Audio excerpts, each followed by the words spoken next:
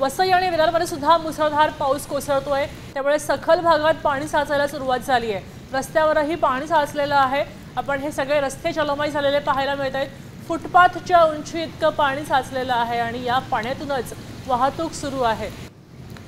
वसई आणि विरारमधली ही दृश्य आहेत। इथल्या सखल भागात पावसाचं पाणी साचायला आता सुरुवात झाली आहे। अजूनही पावसाची संततधार या ठिकाणी कायम आहे।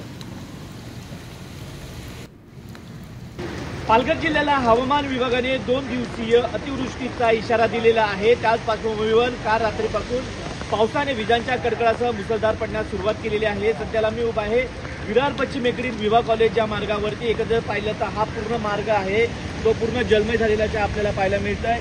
मोठ्या प्रमाणात या रस्त्यावर किलोमीटर पाणी साचल्यामुळे या ठिकाणचे जनजीवन जे आहे ते विस्कळीत झालेले आहे। वाहनं देखील या पाण्यात पाण्याचा मोठा मनस्ताप सहन करावा लागत आहेत। शेकडो दुकाने या रस्त्याच्या बाजूला आहेत। त्या सर्व दुकानांमध्ये हे पाणी शिरल्यामुळे त्यांचे देखील लाखोचे नुकसान झालेले आहे। 3 दिवसापासून पावसाने विश्रांती घेतली होती, मात्र काल रात्रीपासूनच मुसळधार पडण्यास सुरुवात केली होती। यामुळे कुठेतरी सकल भाग जे आहे ते आता सध्याच्या परिस्थितीला जलमय होताना पाहायला मिळत आहे। यामध्ये विरार असेल, नालासोपारा असेल, प्रगतीनगर असेल, वसई असेल, सनसिटी असेल, महामार्ग असेल, महामार्गाला जोडणारे लगतचे रस्ते आहेत ते संपूर्णतः पाण्याखाली जाताना आपल्याला पाहायला मिळत आहे। जर पावसाचा जोर कायम राहिला तर नक्कीच वसई विरार शहरामधील परिस्थिती हे जलमय होताना आपल्याला पाहायला मिळेल। मनोज तांबे, साम टीव्ही न्यूज, विरार।